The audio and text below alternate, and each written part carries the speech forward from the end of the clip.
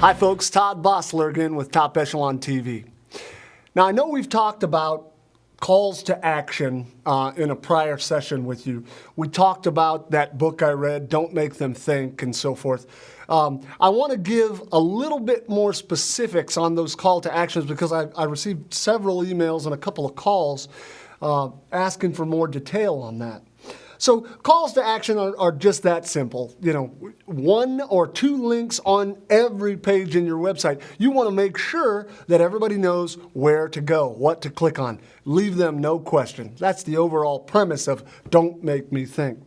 But now, formulating those calls to action has a little bit of theory behind it. So first and foremost, you want to make sure that they look like links.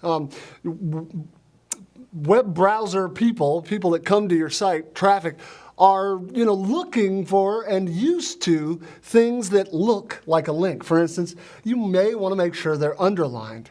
You may want to stay with the blue theme. I don't think that's as important as it used to be. A lot of sites now are styled differently so that heavy or very fancy bright blue color used to be the norm. Now, people know to look for a colored item. So you might, first of all, make sure that they look like a link. So use bolding. Use things like a different color. If all of your links on the page are a certain color, make sure that main call to action link is that color. You want to make sure that the link itself is descriptive text. One of the biggest faux pas, if you will, are sites that say, click here to buy our product X. Instead of just making the click here the link, why not make our software is the best in the business? Make that whole sentence or phrase a clickable link instead of our product is the best in the business. Click here and just making that little part a link. You want to stay away from things like that. You can use images to draw attention to that link. Not necessarily make the clickable link only an image, but use a picture is worth 1,000 words. Use a picture that sort of describes that link to call some attention to it.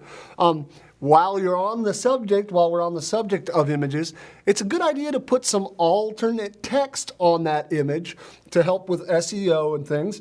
But I've also seen research that making sure that image itself is clickable, goes to the same place as that link, is also a very good idea. So make sure that you can use images to draw attention to your call to action.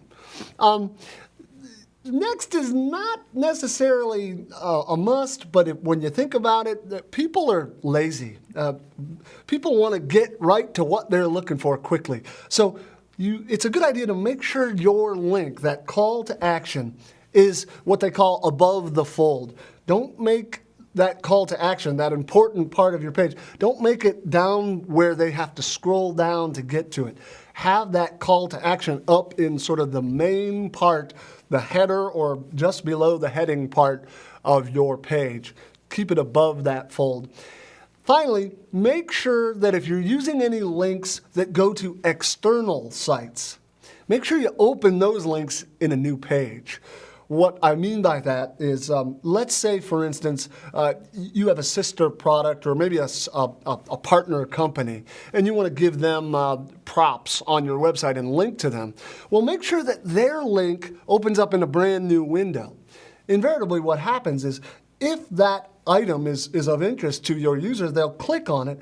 Think of it this way. If they don't open in a new link, you've lost them. There's a very good chance that they're not going to hit back, however deep they go into that secondary link. They're not going to hit back 100 times to get to you. Whereas if it opens in a new window, that's using the _blank target. Tell your geek to look that one up. But opens in a new window, they may follow that link down through that site. And when they get tired of it, they'll close that new window.